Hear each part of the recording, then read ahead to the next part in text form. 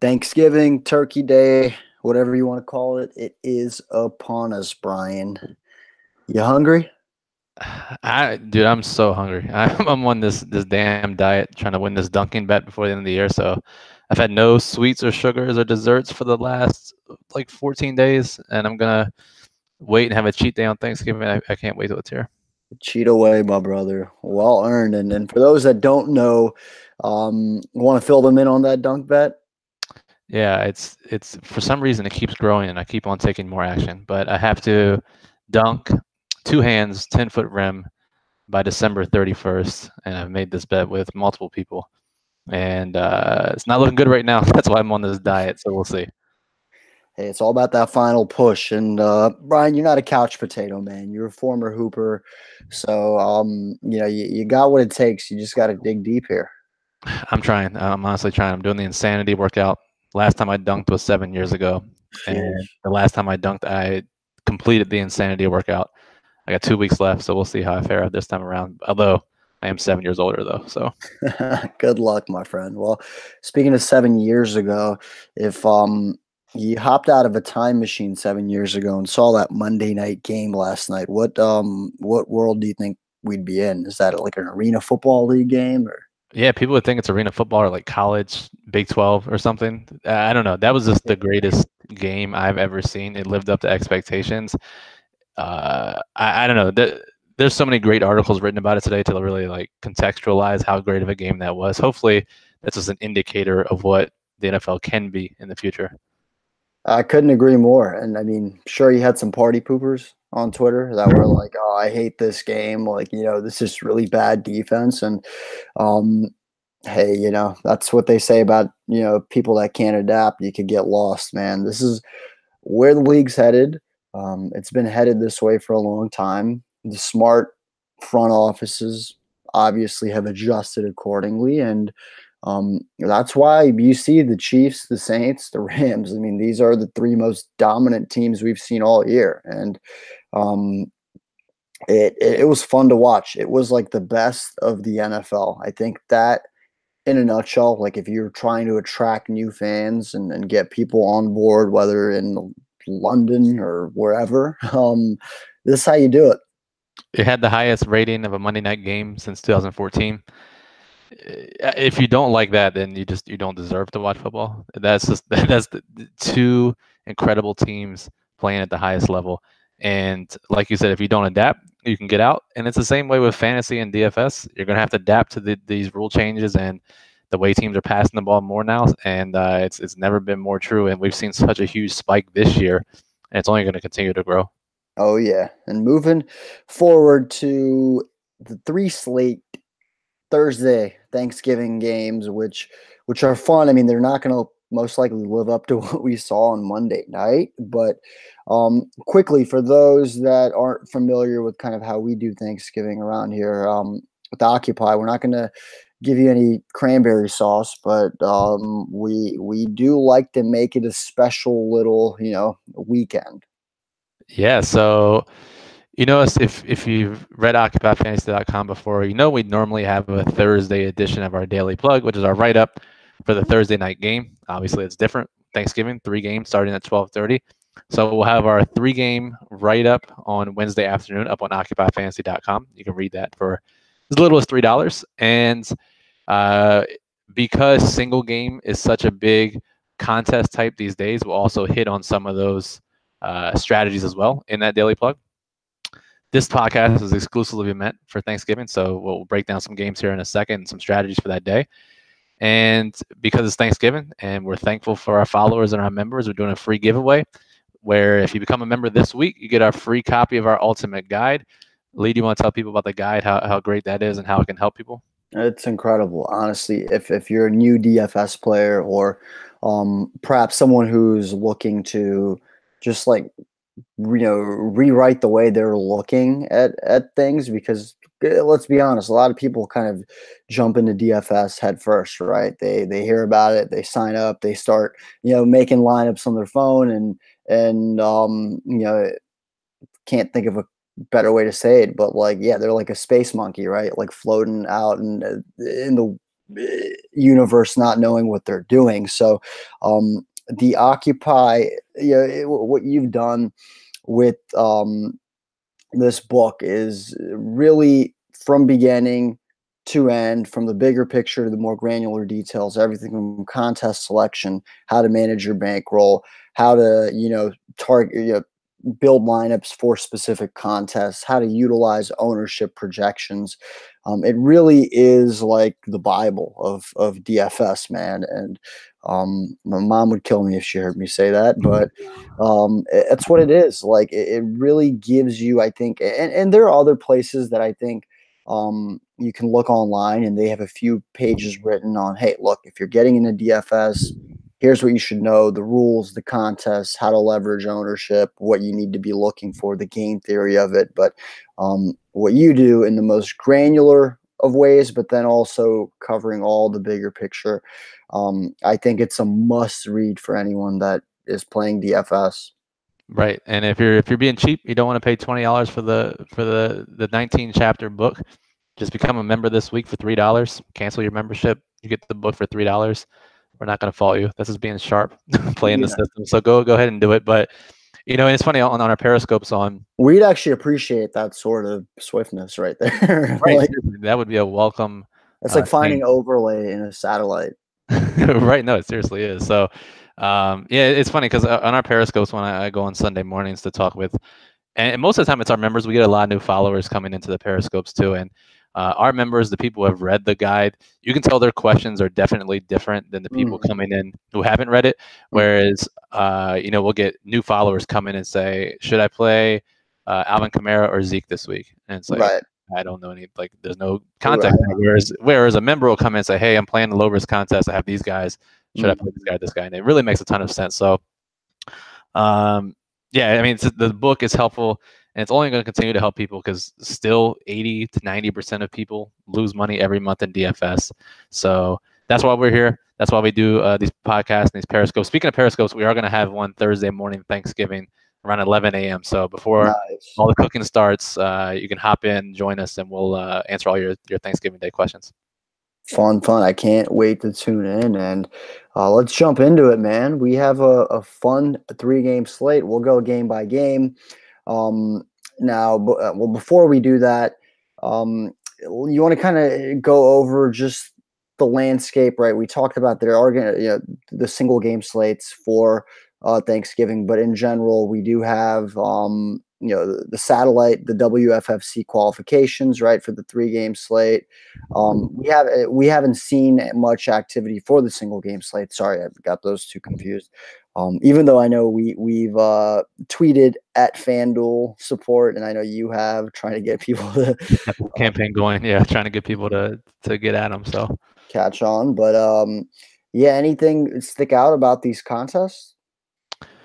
I think first we just need to realize that this is the first year we've had the single game slates on Thanksgiving, right? So years past we've just had the 3-game slates, and people have played that, and a lot of strategy goes into it. Single game, you're going to approach it the same way you have on Thursday nights, Sunday nights, Monday nights, whereas you want to differentiate your lineup, and we'll talk about that here shortly. Single games, and I'll spin this back to you at the end because you're really good at differentiating your lineup, especially in those smaller slates. So, but the biggest thing here is, especially if you play the 3-game full slate, which is where the biggest contests are right now, has the most fan championship qualifiers on FanDuel, which is at $250 end of the year GPP. There's a legitimate chance to win $1 million. Only 18,000 people. It's like 10% of the size of the normal millionaire maker contest. So look for those. Look to play those in the 3-game. Hopefully, if we get enough support, we can get FanDuel to put the qualifiers in the single game slates and make those really fun. And then DraftKings, they have a really big contest, a big GPP in the Saints game. In the early 2 games, you can actually win qualifiers for tickets in that nighttime game, which is really good, immediate satisfaction. And then if you don't win those, they also have a $100 entry millionaire maker here in a couple of weeks, and they have qualifiers for that. So 2 different sites, depending on what you're playing on, 2 different type of strategies to go for. So basically, a lot of satellites we can play, and I know you love those. So what are your thoughts on the single game? Tell people, especially, so we got the Bears and Lions first game, 12:30. Everyone's going to want to play. how do you, and we talked about this on a podcast before, but let's just break it down for Thanksgiving, especially with even more casual players than usual playing, how to differentiate your lineup, but make sure it's not a terrible lineup. Right. And that's kind of the $1 million question, right? Because the more you differentiate, the more risk you're taking, the more money you leave off the plate, right? Which is something I think a lot of people avoid doing. They at most will only leave like $500, but yeah, the more money you leave on the table, the more variation and riskier your lineups are, right? The contrary is, yeah, when you're in these 270 player satellites and there's only, one game, it's a single game slate. You're not, if you don't differentiate, you can have the best lineup. You might end up tied with six people, right? Eight people. So, just a couple rule of thumbs I like to kind of go by when I'm playing higher risk contests, and by higher risk that doesn't mean we're saying $20. It could $1 satellite is a higher risk contest because the odds of you getting the optimal payout, which is winning a ticket, is very minimal, right?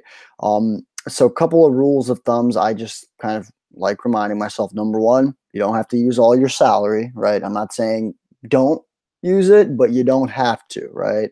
Um, it's a good way to differentiate because most people will.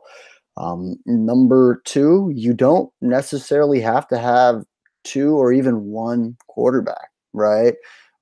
It really comes down to making the most out of the money you use. And sometimes quarterbacks, they don't have the best games. They especially you look at situation where Mitch Trubisky is going to be out. That puts Chase Daniel in, right? He's minimum price, right? And it's different. Of course, you're going to want to probably squeeze him in there, but there are situations where, like I talked about it last week, where in a single game slate, 90% of the people have A-Raj, but when you pay up for someone like that, leaves you very little flexibility with the rest of your lineup, and then it gives you a lot of opportunity to differentiate if you pivot away from him. So you don't have to use all your money. You don't need all the quarterbacks, and you can take some flyers here, some very high risk flyers, even special teams guys. Right, and that's the thing you mentioned, paying up for A-Raj and differentiating. That's the thing. If you pay $17,000 on FanDuel or DraftKings for one of these quarterbacks, it almost restricts how you can make the rest of your lineup. So naturally, it makes it even more difficult to have a unique lineup. So by dropping down, not paying that most expensive price, and then playing a couple middle guys, and not playing a top guy and a cheap guy, it really helps you differentiate. So good calls there. And then the leverage on the MVP spot, right, which you probably were going to mention, is definitely a way you want to differentiate, because for the most part, people just stick a quarterback in, or if there's like an obvious MVP running back, like a Todd Gurley on the slate. But you can take a very risky and person, put him in your MVP spot. And then all of a sudden you have a unique lineup. And that's ultimately the key, and that should be your goal. As soon as these games kick off, that's what I did. So just for example, Monday night, we're going back to this fan championship qualifier on FanDuel. $1 entry, 294 entries, 8 lineup max. So I created 8 lineups. I'm trying to get as many tickets as possible to this tournament. Made 8 lineups, did my best to differentiate, make them unique. Game kicks off 8:30. 8:31, I go into the contest, and I sort by entries. And I look and see. And I waited a couple minutes for some scores to go on the board, so it was easier to find my lineups. And go through the first 7, they're all different. Perfect. 8th lineup, someone else has the exact same lineup. Like, God damn it, I failed already. 1 out of 8, I failed. Like, seriously, because I can't win the ticket at this point. So that should be your mindset going into these games. Yeah, completely right. And for what it's worth, 7 out of 8 is pretty damn good, dude. I was pretty happy. Yeah, I'm not gonna lie. I was pretty happy with 7 out of 8, and so that's the single game. That's important.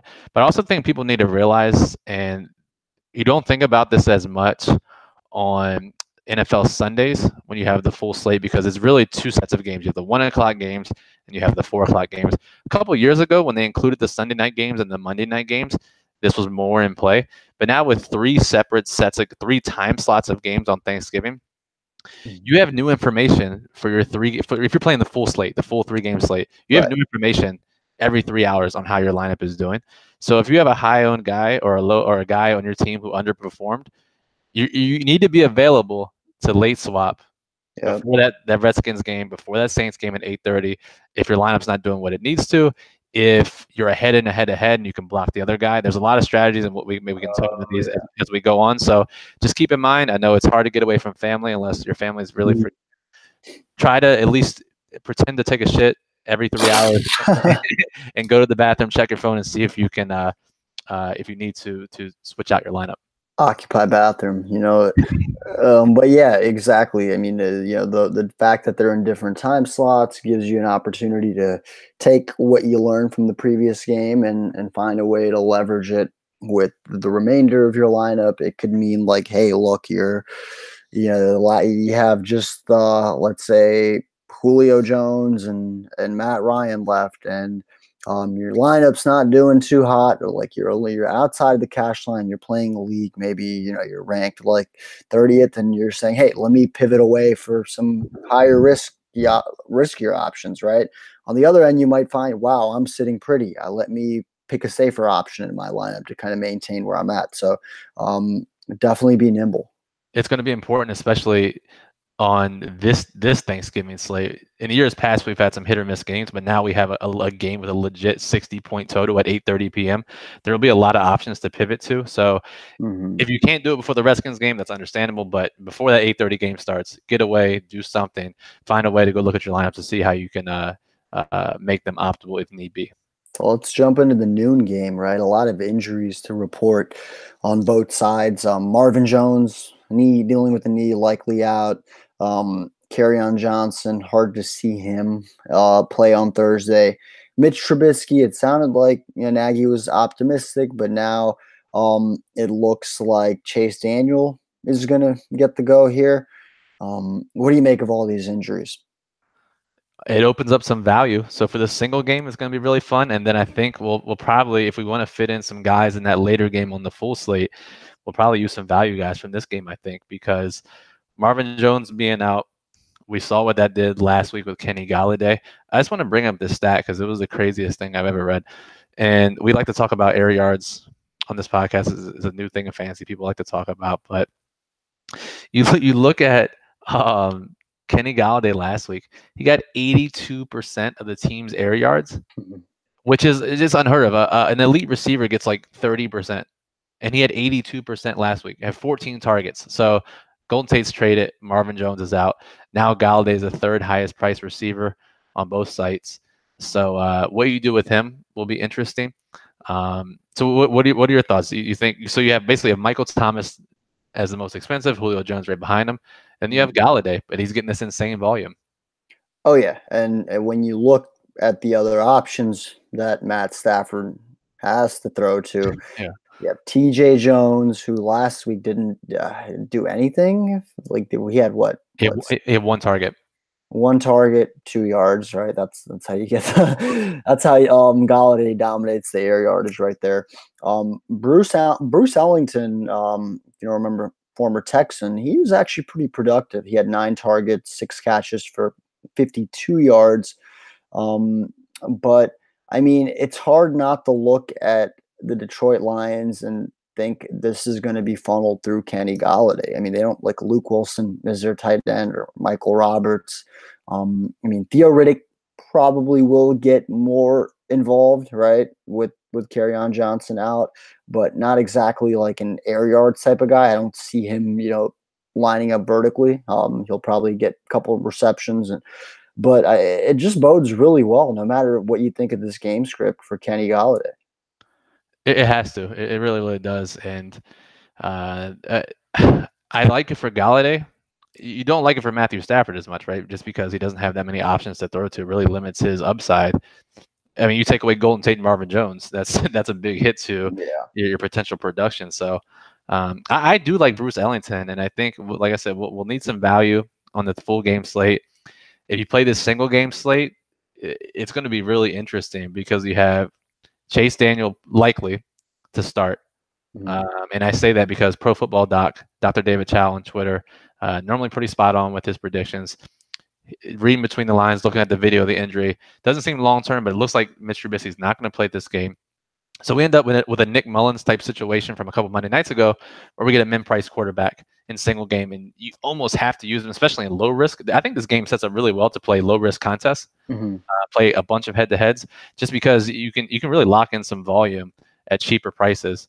So I think Chase Daniel and then Bruce Ellington, like you said, had 9 targets last week, played 50% of the snaps.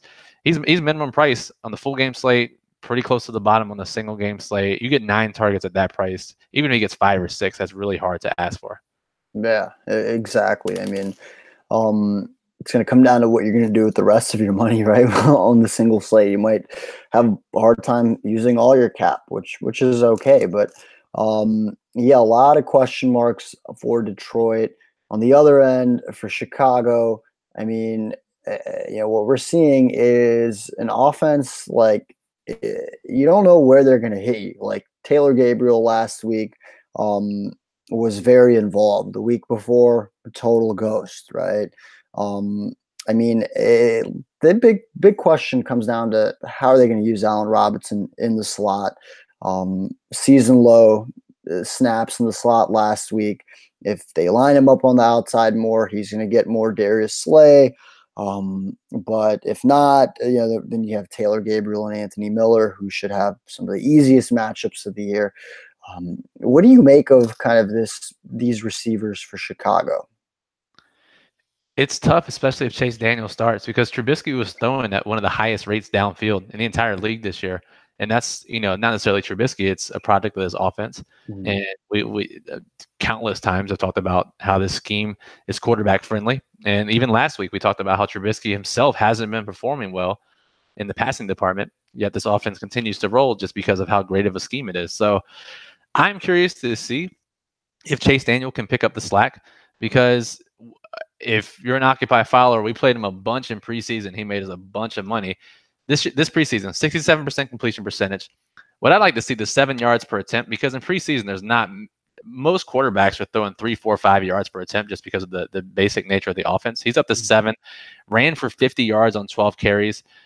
Chase Daniel has upside. He can get the ball out. He knows Nagy's offense because he's with his time in Kansas City. I honestly don't know if we'll see much of a drop off. So I'm just worried about him throwing deep, and that would hurt Allen Robinson. It would probably hurt Anthony Miller. I think we'll see Gabriel on a bunch of quick screens. Cohen, if you follow that logic, Cohen has a big game. I think that's the big question. And I'll ask you this: Who do you like more in this game between Jordan Howard and Tariq Cohen? It's tough because you can make an argument for both, right? On one end with Jordan Howard, with Chase Daniel in, they might want to run the ball and focus on feeding Jordan Howard. On the other end, kind of like what you said about Taylor Gabriel, right? Tariq Cohen, kind of like that gadgety player. You can line up anywhere. You can give him jet sweeps. You can throw him screens. So maybe they might use Tariq Cohen more. So it really is tough for me to I can make a case for both guys getting a boost with Chase Daniel at quarterback. And I think Cohen just has more upside. Yeah, he definitely has more upside. And we'll see. This turnaround is just unprecedented for a team it's 85 hours in between the end of the last game and the start of this game, which in modern NFL history just never happens. So how they prepare, I think they'll just fall back on their game plan from a couple weeks ago when they played Detroit, and just some of their go-to plays is because you literally have no time to prepare. Monday, you kind of walk through. Tuesday, you walk through. Wednesday, you travel. That's all you have, and then you play crazy early on Thursday. So it'll be difficult. I would just lean on that game in which neither of the running backs did that much. So it's really tough. I just think the way you can play this game, if you play it from a single game perspective, is you play a bunch of casual players in head-to-heads. You post a bunch of cheap head-to-heads, whether it's DraftKings or FanDuel. You get Kenny Galladay in there, who has guaranteed volume. You get Stafford in there, who has a quarterback. And then you get an underpriced quarterback in Chase Daniel, assuming he starts. So that's 3 guys that have a really high floor. And then you can kind of pick the rest of your guys, whether you think it's kickers, whether you think and I would honestly play Theo Riddick, because he's gotten 14 targets the last 2 weeks. Yeah. I imagine something similar happens again this week. That's pretty safe volume. And then you can fill in whatever running backs and receivers or kickers around him. And if you're playing on DraftKings, you got to like the Bears defense. Yeah. Oh no, yeah, no doubt about that. Talking about Riddick and the Detroit offense, right? We know with on Johnson gone, that's going to be between 50 upwards to like 80% of the snaps, right? Riddick, we know his role on third downs, but where do you see? I mean, do you see him getting 5+ carries? Like, is this a situation where you can also bank on him running the football, or is this all going to LeGarrette Blount? That's what I'm imagining. I think we're on the same page, like 5 to 7, 8 carries, and then Mhm. Blunt gets some work. I've heard some rumblings from Lions Twitter that Zach Zenner, who was a preseason favorite a couple years ago, he could get Mhm. some work, and he's actually been decent when he's gotten the shot, and Mhm. he's minimum price or pretty cheap. So I mean, I he's think averaging 12 yards of carries this season. there you go. He's got 1 carry, 12 yards. He's crushing it. So I don't know if you play if you're playing if you're doing the 8 entry max satellite or whatever Mm. satellite you're trying to get and you play 8 lineups, maybe you throw Zenner in 1 or 2 because he's going to be super low owned and he's super cheap. Mhm. But I don't know. I think Riddick gets the most work. Blunt is going to get 14 carries for like 30 yards, maybe a goal Blunt line. is solely a satellite tournament play because he also could in some event where Detroit wins this game, right? And I mean they're not that heavy of an underdog right now. It's only what 3.5 points. Yeah, Um, they dropped a half point since the rumblings about Trubisky. yeah. So Mhm. And I mean, look, they clearly like LeGarrette Blount, especially around the red zone. I mean, he's been for forcing on Johnson owners to pull out their hair, especially in the middle of the season when he was getting 10, 12, 16, 7 carries. So, in a favorable game script, I can see him get 15, 20 carries. I think so, and it's how we go back to saying tell a story. And if we think Chase Daniel sucks, and that's certainly well within the range of outcomes for this game, Mhm. and if that happens, that benefits the Lions defense. So Mhm. you can do if you're playing on DraftKings, you can do a perfect correlation with Lions defense, LeGarrette Blunt, and then Bam. fill out the rest of your lineup. So yeah, it's all about telling the story. I think that's one way to do it. Any other ideas? If you, I think you mostly play low risk single game for this Mhm. slate or for this game. If you do go the satellite route and you try to get some entries, what other kind of ideas do you have that you would try to do? Phew.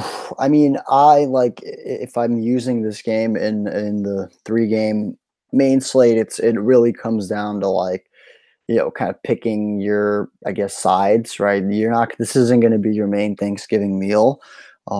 But even mixing in, like you said, that LeGarrette Blunt and Lions defense stack, or Kenny Galladay and the Lions defense, and or maybe Kenny Galladay and Taylor Gabriel, right? Or Anthony Miller. That's how I would approach it. For cash games, there isn't really the only person I feel good about is Kenny Galladay in those contests.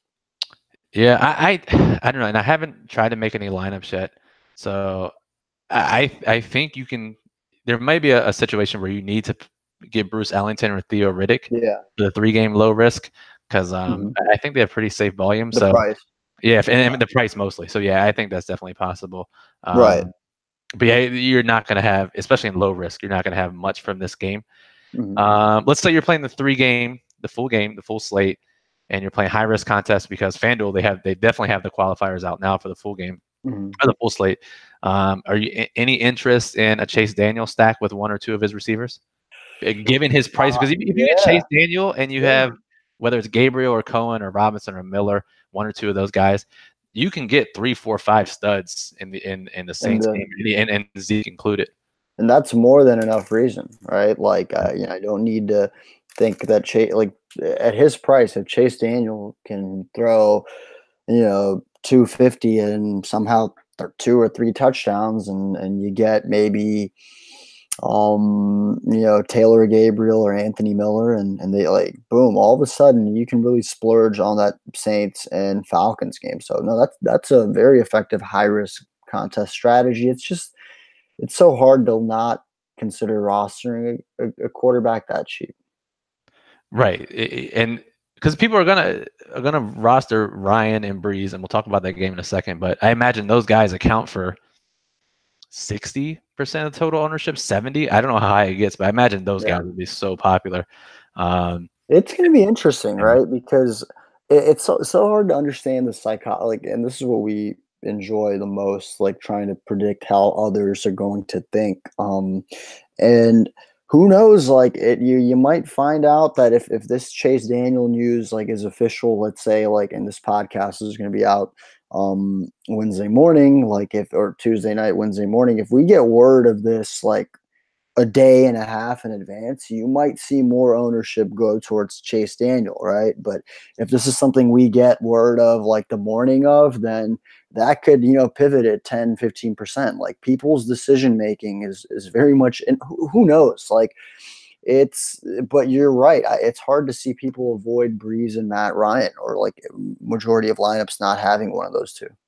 Yeah, it's really tough to see. So I think that automatically one gives you unique roster construction, which we're always looking for, and then it can maximize your upside too. And what makes it even more difficult, and I think Chase Daniel will be even lower owned, just because of we actually have another cheap backup quarterback on the slate with Colt McCoy. And I think Daniel will get a little more love than McCoy. We'll move there in a second. So I think that also affects it. If it was just Daniel and you have three other mid-price guys and two studs, then Daniel might be a little more popular. But now that ownership might be split a bit. So I like it a lot. I wouldn't go overboard with it, but I that would be the only quarterback receiver stack I would stack in this game. Running back with Galladay on the other side. I wouldn't consider stacking Stafford. I just don't think there's enough upside without any of the other receivers available. Yeah, it's hard to see him have that big game, but I mean, let's just try and have a crystal ball here, right? Let's say Breeze, Matt Ryan, we'll give him 60% of the ownership, right? And then maybe 10% each for 15% from McCoy and Daniel, right? I mean, where does Stafford fall? Like, he's the least attractive option because you're not really saving money, right? And Right. outside of stacking, like it's like but there's still a scenario where we've seen Matt Ryan could still. I'm sorry, Matt Stafford could still flukily throw 4 touchdowns, right? Right. Yeah, that's true. Like 1 to the backup tight end, 2 to Galladay, 1 on a 40-yard screen to Riddick. Like if you could get him at under 10%, would you consider him in one of those satellite entries? I think you have to in at least one, right? I don't know. It's just I don't like his upside. But if you have 6 quarterbacks available and one of them's 5%, and he has a receiver that's been dominant, it's hard not to consider that. Mm-hmm. So I don't know. You make a good case there, and I think if we do get him 5 to 10% owned, it seems really likely that that'll happen.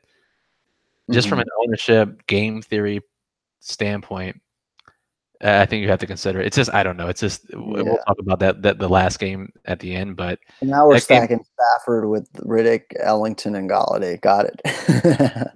Is that what you want your Thanksgiving to come down to? I don't know. That's why you make multiple lineups in these cheap satellites, so you're not stressed about what lineup. Diversify and roll that dice. But it'll be interesting to see, and we'll get more clarity very soon on Chase Daniel. Moving on, Redskins Cowboys. I was a little alarmed that the line opened with Dallas being 9-point favorites. I get it, right? Alex Smith is out. Not that I think he moves the needle that much. But now it is 7.5. This game has the lowest over under of the spread. Dallas just has a way of sucking the life out of offenses, both theirs and opposing offenses.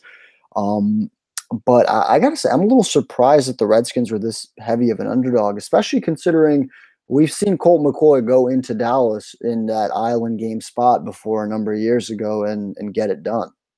It's too high. I agree, and I'll be the first one to bash the Redskins, but this is too high of a spread. Divisional game, short week. Granted, I am really awful at pegging short week road dogs, but it just seems too high to me. And if anything, the way Alex Smith has been playing, Colt McCoy can be an upgrade on this offense. He actually got Jordan Reed going. He threw it to Josh Doxson downfield. Mm-hmm. Sometimes this is a spark an offense needs because they were just sputtering these last few weeks with Alex Smith under center. And so I think this game should be closer, especially on a total of 40.5. It's not like it's 50, right? And Right. it's more likely that a team will win by 2 scores. You tell me this game total ends around 40 points, the Redskins almost have to cover that spread. It's hard to see. I'll see it otherwise, right? Colt McCoy. Look, I don't want to. Obviously Alex Smith, very unfortunate injury.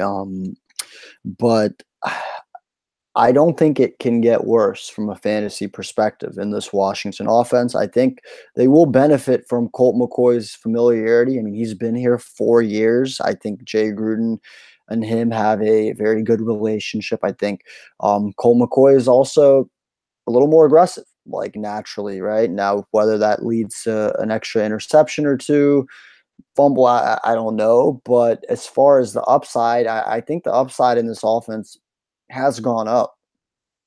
It has to. It wasn't. It couldn't have gone much lower. Mm-hmm. And just looking at him coming in last week and giving them a spark, and obviously it's a small sample, but you mentioned the different types of throws they were making. Alex Smith on the season, average depth of target is 8 yards. That surprised that's a surprise at like actually no one if they've ever watched any Redskins game this year. Then McCoy comes in, average depth of target 13.5 yards, throwing a lot in that intermediate range to a couple deep shots. The biggest thing for me was he got Jordan Reed going. Jordan Reed scored for the first time since week 1. Used him downfield a little more. So I don't know. I know this is a DFS podcast, but we also talk about sports betting too. This type of game just makes sense to me for a correlated parlay, where if you think the Redskins keep it close, you parlay the Redskins in the under. You think the Cowboys can open up a bit of a lead? It'll probably be higher scoring. You parlay the Cowboys in the over. You can do this a lot with college football, where there are bigger spreads, but this is such a low total here and such a large spread. I think this is a good spot to do that, and that kind of leads into correlation in DFS, where Adrian Peterson is one of the most game script dependent running backs in the entire league. If you think the Redskins keep this close, you play that Redskins defense, you play Adrian Peterson, and you have a perfect stack. Yeah, obviously he's dominating the workload, but it's so game script dependent, and use that to your advantage in your higher risk contest. Dallas hasn't really been tested much against the run in the last 2 weeks.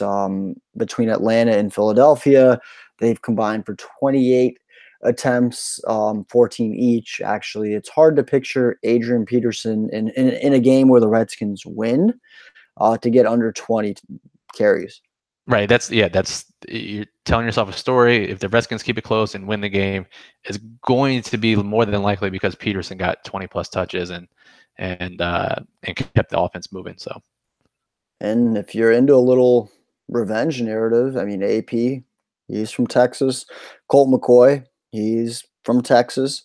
With AP, the revenge would be Dallas didn't sign him when he said he wanted to play for them a number of years ago. But maybe a little homecoming and a game where I feel like if we can kind of predict where the action will go if Washington does well, whereas with that Chicago and Detroit game, or I'm sorry, with Chicago in the last game, it's like who knows where it goes. Right. That's true. Here you can kind of figure it out where to go. Let me see here. I'm looking at Jordan Reed first of all, and 18 targets in the 2 games that McCoy and Reed played together back when McCoy started a few games back in 2014. So clearly McCoy likes throwing to the tight end. Small sample, but we know that. He has to be the best option at tight end on the slate, right? Trey Burton, we never know about his volume with Chicago. Mm-hmm. Detroit basically doesn't have a tight end. And then you have Ben Watson, who's barely playing any in New Orleans. Mm-hmm. Austin Hooper is probably the top competition with Jordan Reed. And then Dallas, they have a 3-way committee at tight end. So right. That just to me means, especially after scoring a touchdown last week, Reed has to be the go-to option in low-risk contests based on ownership and his likely volume. Yeah, I mean, it's either Reed or Hooper, right? Hooper has had a couple games where I think 3 games this year where he's had like double-digit targets, and he catches the ball at a really high rate. So yeah, both guys I think are very stellar.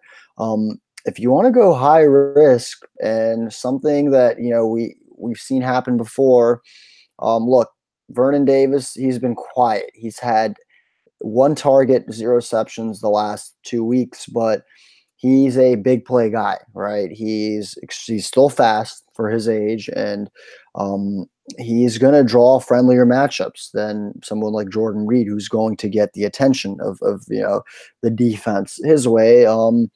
And yeah, look at his stat line, not just this year. He's had games, 2 receptions, 70 yards, 5 catches, 62 yards, 3 catches, 48 and a touch. So I think he's a very interesting high risk play at the position for his price at 4,800 on FanDuel. I would much rather play him than any of the Lions tight ends, Mm-hmm. any of the Cowboys tight ends, Yep. any of the Saints tight ends. He has so much higher upside. Obviously, a very low floor. But if you're going to punt the position, you might as well get a guy who can catch it deep and have at least a decent shot at a big game. No, absolutely. I like that call a lot. Yeah, I really like that call. And for as much hard time I give Jay Gruden, I'm willing to bet like he's looking at this game plan here and saying, hey, we haven't gotten Vernon Davis involved. And to be honest, I mean, with Crowder out, Doxson has been looking a lot better, but Vernon Davis is still one of the and he actually dropped a touchdown last week. It was a long touchdown too. Mm-hmm. It would have been a 59-yard touchdown, right? And then all of a sudden, his own, like if he literally catches that, his ownership is going to be 10-15% higher this week, right? Yep. But I think Jay Gruden's the type of guy to know, hey, look, like, yeah, he dropped the ball. Well, he was open. He was that open for a reason. We have to design looks for him, and Colt McCoy is not going to be afraid to give him the ball. No, I think you're spot on there. That's a great high risk play, especially on the full 3-game slate. I think so. You mentioned Doxson. What about Trey Quinn, who got some decent run last week? They activated him off injured reserve. I think he'll be kind of popular. Just looking on Twitter, seeing his name a bunch. He played 53 snaps last week. Only got 4 targets, but I just don't know how much upside he has in a game that's slated to score 40 points. If you had to choose between, if you need a cheap wide receiver for your low risk lineup, let's just say your construction builds out, you have 1 receiver left, only a couple thousand to spend. Are you going with Trey Quinn or would you go with Bruce Ellington? Well, for starters, I feel like Trey Quinn and Cole Beasley is like that walking Spider-Man meme where the Spider-Mans are pointing at each other.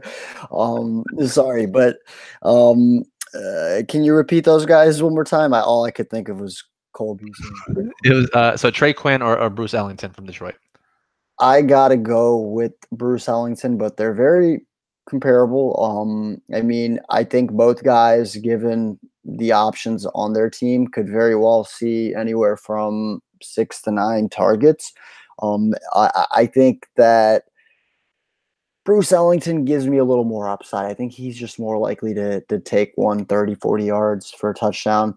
And then on top of that, you look at Detroit, right? You do have Kenny Golladay, and then it's Bruce Ellington and Riddick. Whereas the Redskins, you could still make a case. Doxson is obviously looked good, but then Maurice Harris, even though he got no targets last week, the week before he had 5, the week before he had 12.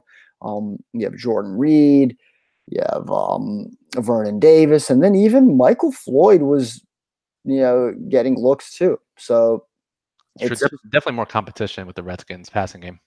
Exactly. And so for that reason, I'm definitely aiming or leaning more towards Ellington. That's fair. Okay. What about this Dallas side? So I think the 2 big guys we should look at are Amari Cooper, who just killed everyone last week at high ownership. So naturally, people are going to be less inclined to play him. Although there will be a bunch of Cowboys fans on Thanksgiving playing DFS. So, and then Zeke, of course. So I want to start with Zeke with you. The Redskins shut him down last time. Yeah, and that was really surprising, obviously. So I just think especially if you play the three game full slate, especially if you play low risk contests, that volume you just can't turn down. Yeah. Oh no, you can't turn it down for low risk contests. But for higher risk contests, look, this Redskins team, like this defensive front in particular, they're good. The Bama boys they got in there, Ionitis, like they know exactly what they have to do to beat Dallas.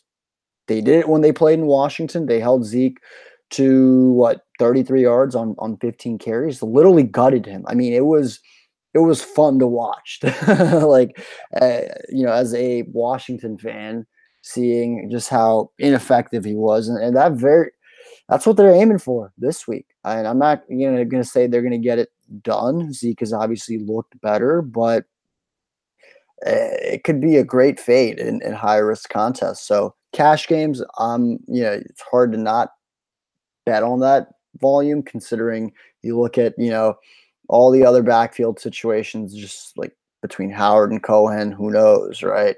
Don't get me started on Detroit. Washington AP is so game script dependent. Now the Saints with Ingram back, right? He's getting more goal line work. For that price, I mean, yeah, Zeke is a staple of cash game lineups because even worst case he's still probably going to get you 8 to 10 points, but yeah, I think the Redskins know going into it, hey, if we're going to beat Dallas, we're going to have to do what we did last time. We don't have our quarterback. We're going to have to stop Zeke. I think the defense will have a chip on their shoulder.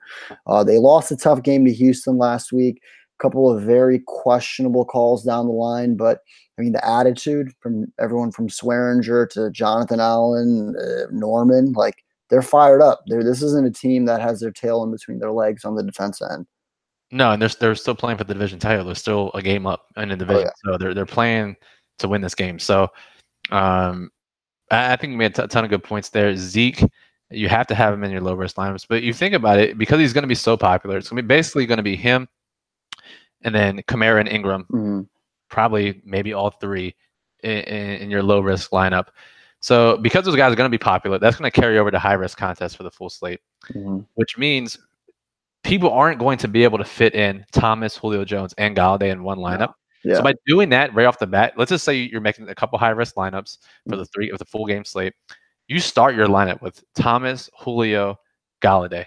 No one's going to do that because they want to guarantee volume with Zeke and Kamara and Ingram, whoever it is. You're starting with a pretty unique lineup there, and they can go maybe cheap quarterback, get a couple of these cheaper running backs that are iffy. I think that's a great way to play the full game high risk contest. Yeah, shit. Back to LeGarrette Blount, right? Who in that favorable game script, I mean, he's 4.7K on FanDuel compared to the 8.4 mark for Zeke. That's crazy. It's literally half his price. So in an event, LeGarrette gets a 1 yard. Let's say LeGarrette doesn't do shit. Like let's say he gets 8 carries for 20 yards and 1 touchdown, right?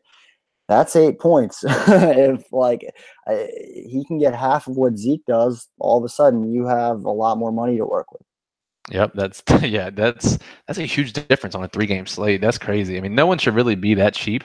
FanDuel priced a lot of guys down. Like I'm surprised Ellington's that cheap, Quinn's that cheap, Blunt's that cheap. There are a couple other guys on this slate, mostly in these first 2 games that are really cheap. That doesn't make a ton of sense. So take advantage of that for sure. All right, last.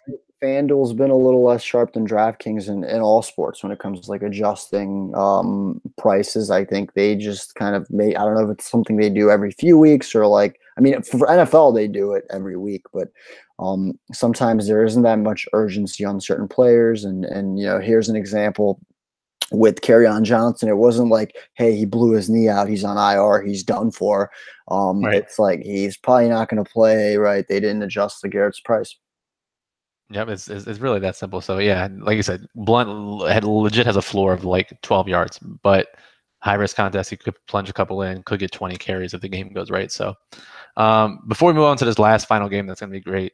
Amari Cooper, your thoughts? Redskins have not been able to contain outside receivers. I mean, we've seen Hopkins, Godwin, Julio, Beckham, Gallup in their first meeting, Funchess, Traquan Smith, like all these guys have big games. Amari Cooper, he's the only guy I'm interested in the Dallas passing game for any slate, single game or not.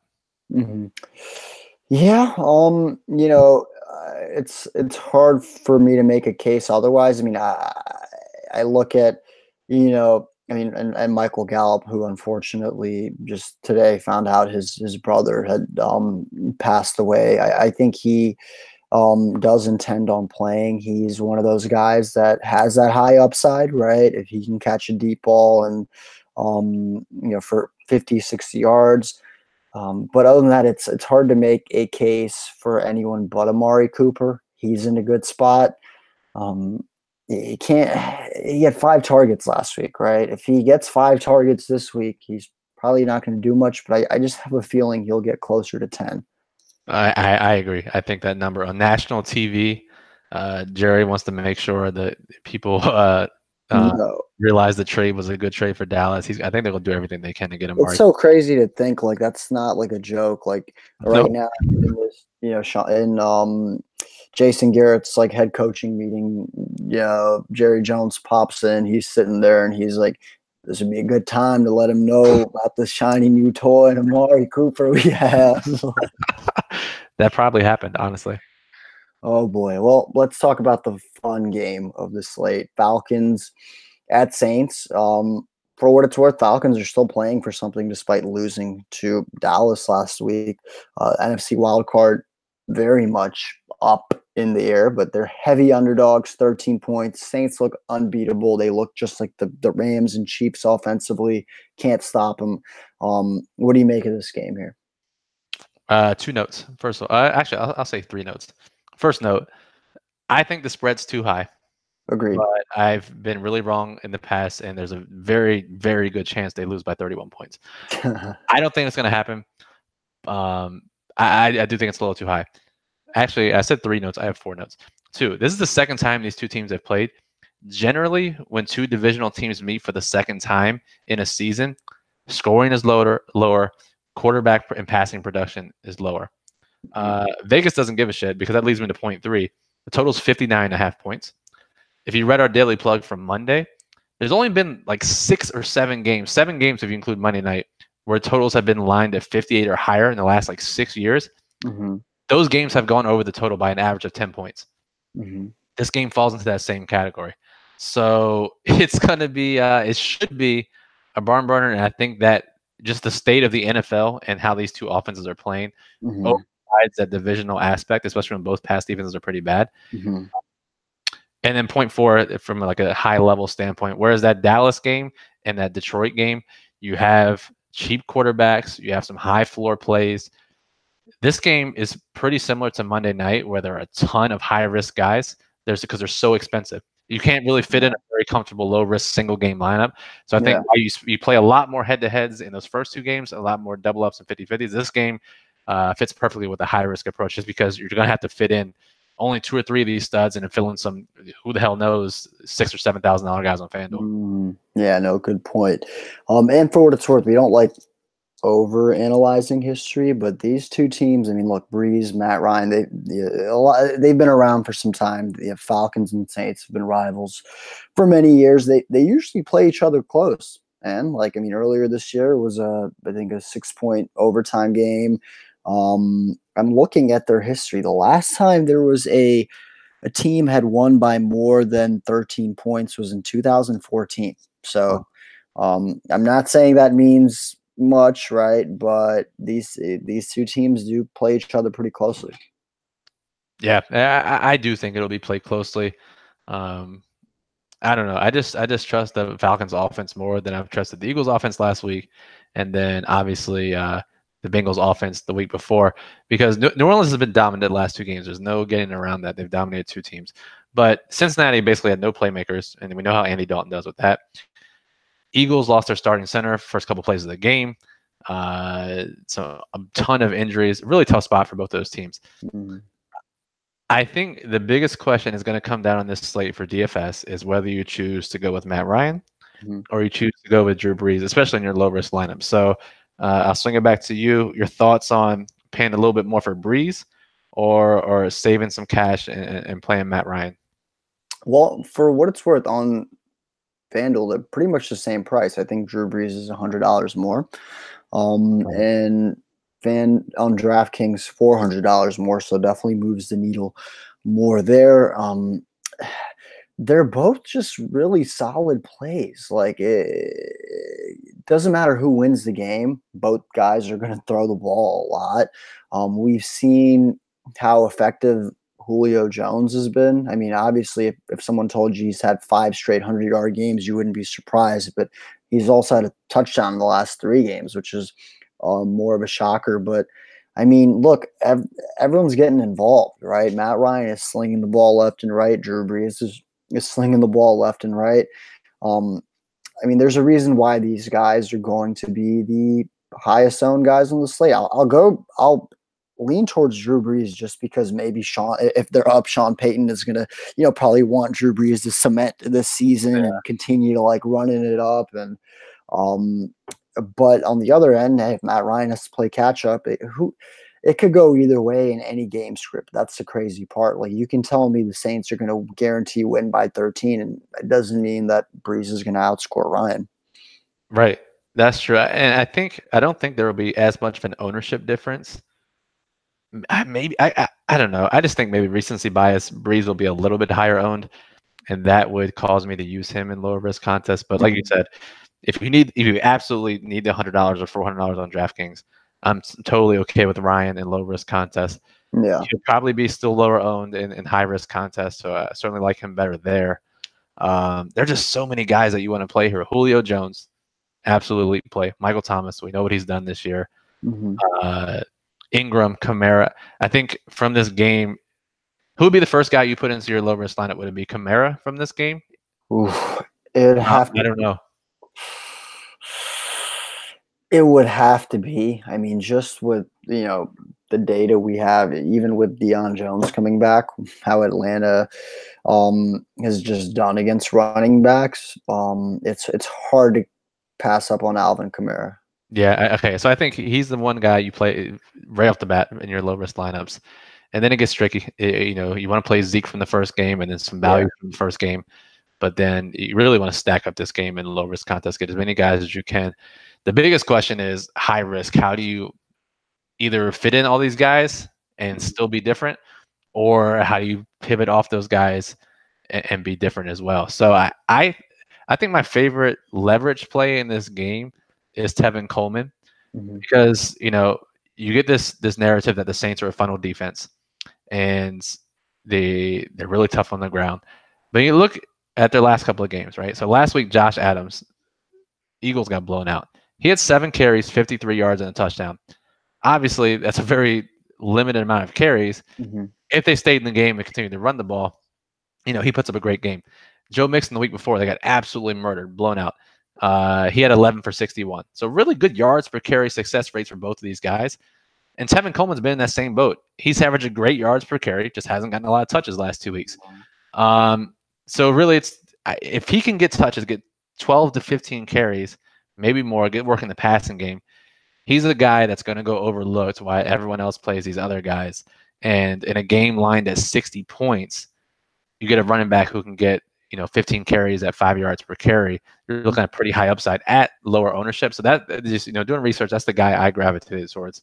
Yeah, and he's very much still he didn't get any red zone looks last week, but the week before he had 6. He had 5 red zone rush attempts and a red zone target. The week before that, he had a red zone rush attempt and 2 red zone targets. So they're throwing him the football in the red zone. Probably, let's see, 4, 6. He has 7 red zone targets, right? If you compare that to Julio Jones, right? It's like, I mean, seriously, Julio Jones has 7 red zone targets this season. So, they like to use him near the goal line. I like it.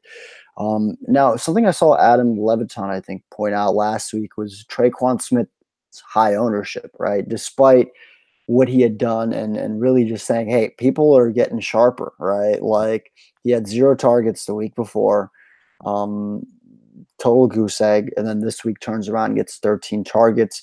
We know that this Saints offense has so many weapons. They really aren't afraid to give Michael Thomas 4 targets if other guys are getting they don't go into it like, hey, we're gonna make sure this guy gets involved. They know what they're doing. Like it's beautiful to watch. But who on this New Orleans side, outside of Michael Thomas, outside of the two running backs, um, do you like in high risk contests?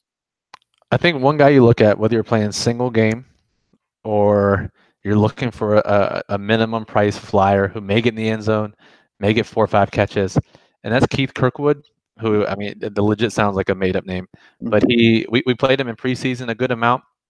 He did very well in preseason, was a talk of training camp. He had 36% of the snaps last week, got 5 targets, very under the radar. I remember watching the game and like you see Traquan catch a pass, you see Michael Thomas catch a pass, and this other dude catches a pass. You're like, that's definitely a receiver. What number is that? I don't know who is that. It's like, oh shit, that's Kirkwood. He's back on the active roster. It'll depend. If Brandon Marshall was active, that may make all this Yeah. a moot point. But if B Marsh is inactive and Kirkwood's playing, he's a guy where people are going to look at Trey Quinn, they're going to look at Bruce Ellington. Literally, no one's going to play Keith Kirkwood. You get a guy who could get 5 targets on a team with like a 35 point team total at 1% ownership on a 3-game slate. Mm. I think that makes a ton of sense for high risk. Any special teams guys you'd consider, and um, feel free to just throw them out there if there's someone crazy. Ooh, let's see here. I don't think there's anyone in Falcons and Saints who are going to play. Dallas and Washington. I don't think anybody who. Okay, let's see here. Detroit, man. Unfortunately, I don't think there's any guys you're really looking to play a kick returner or punt returner. What about Taysom Hill? Yeah, what single game maybe, In the single right? game, yeah. Yeah, Mhm. single Oh, game. yeah. Yeah, I mean, he's throwing more towards the goal line now, getting a lot of red zone looks. Hasn't really gotten the end zone that much, so he's had some end zone targets even last Yeah. week. So single game, he's certainly a way to take a different approach. That's that. Yeah, you wouldn't want to use him in your three or the main slate lineup, but worth looking into. And sure, certainly Des Bryant is going to be rooting on the Saints, his Saints, um, on Twitter. Always fun to kind of see how they've brought him on board as like a captain cheerleader. Yeah, throw up the X like Stephen A. Right? Yup. Yeah. Anything else in this game? Like if you're playing single game or you're playing the 3-game, anything that's that. Just have fun, man. Enjoy. Spend time with your family, your friends, your loved one. Don't be on your phone. Enjoy the football. Make sure that when it comes down to it, like you really for the main slate, grasp every possible scenario for the higher risk contests, and don't be afraid. We name guys like Vernon Davis and LeGarrette Blunt and Bruce Ellington, right? And then Michael Gallup, and the list goes on and on. There are a lot of these guys that are extremely cheap in those first 2 games that if you hit on with, let's say under 10-15% ownership, and then you stack that Falcon Saints game, could really put you in a good spot. Here's the one piece of advice I would say, and I keep adding on to my advice. I'll 2 pieces of advice. First advice, You should write a book. I should write a book. Maybe it could be like 19 chapters. um, but yeah, so if you're making high risk lineups, whether you're playing single game or whether you're playing this small 3-game slate where you're going to have to be different, you should not click that submit lineup button and feel comfortable 100%, right? You should have some money left on the table.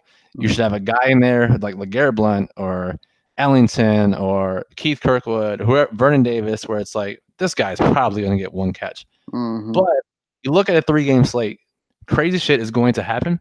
Oh, yeah. And then you when look it at happens, you're going to be like, oh, like I should have. right. Yeah. Right. These winning lineups are going to have 1 or 2 crazy plays, Mm-hmm. different constructions. It's going to happen. We see it every Thanksgiving, every 2 games, 3-game slate. It happens. So if you submit a high risk lineup, whether it's for a satellite ticket or it's a league, and you're like, yeah, I feel damn good about this lineup, it's like Probably not it. It's probably not it. better for cash game, honestly, if anything. Exactly. Yeah. So, Let me ask you one more question. What are your thoughts on? And we've talked about for the main slates, if you're in the Millionaire Maker, to kind of stack a game, right? What are your thoughts on if you're in a higher risk, contest? Let's say stack the Bears and Lions game, right? Or the Cowboys and Redskins game, where 7 of your 9 players are from that game and heavily correlated. And then hope, hey, forget the over under. What if that game's a shootout and the Falcons Saints game isn't? You have to do that. I think not in all your lineups, obviously, but I think that's something you should definitely do because there are a couple ways that a Saints Falcons game stack doesn't work out. Right. One is the ball is so spread around that no one hits crazy value. Yeah. Two, the second game in a division narrative holds true, and they score like 40, maybe even 50 points, which is less than expected. So there are a couple ways that happens, and I think if you're playing, a handful of lineups, a couple of them should definitely be Bears, Lions game stacks, Redskins, Cowboys game stacks, because once again, you're not going to feel comfortable doing it, but that's something you have to do if you want to have success in getting a satellite ticket or whatever it may be. Absolutely. So yeah, you don't have a crystal ball, but doesn't mean you can't apply an effective strategy using game theory, using what you know about other people's decisions and getting leverage. At the end of the day, you're not going to win a satellite ticket with the same lineup as 20 people. The biggest takeaway for this slate. So just keep that in mind. And then, like we said earlier, after every game, monitor news, check in on your lineups and see how it swap. Yeah. Inactives can be important, especially single game slates. Inactives if Brandon Marshall, right? Fifth receivers are inactive. And then, like you said, try not to check your phone during the game. You and I were texting last night at halftime of the greatest game in NFL history. You're like, I got 4 lineups that could win, and it's like single thing. Those things can go down to literally there's no point in checking. Yeah, there's no point. If anything, you're just gonna you're gonna be blown when it doesn't hit. Like you're gonna feel like, oh, I'm up right now and it's halftime. No, you're gonna lose. That's just not holding. Alrighty, well, thanks for joining us, guys. I hope you have a wonderful Thanksgiving. And good luck. Good luck. Hopefully we have some great mentions talking about satellite tickets won and big cash. Let's hope so. So the daily plug will be up for the full slate on Wednesday afternoon. And then join us Thursday morning around 11 a.m. Eastern for the Periscope, where you can ask all of your great questions and come prepared with the context, like we said at the beginning of the show. So, become a member this week. Get a free ultimate guide. It's a perfect week to do it. It's one of the best weeks for DFS. So come join us. And Vernon Davis wheel route. Just watch out for it. That's all I'll say. That's your call. So, you got Vernon Davis as your 1 or 2% guy. I'm going to go Keith Kirkwood with my 1 or 2% guy. I like it. Let's have them lead us to the promised land. All right, guys. Thanks for listening, and we'll talk to you soon. Cheers.